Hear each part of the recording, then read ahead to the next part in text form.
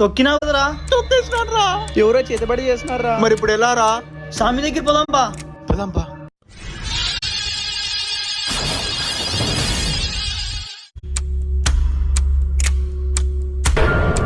ఓం లడుములస్కో బుడుంబుస్కో.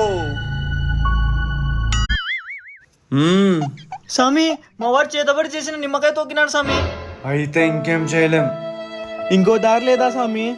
ఒకే ఒక్క దారుంది. ఆ కాలు ఇక్కడ పెట్టు.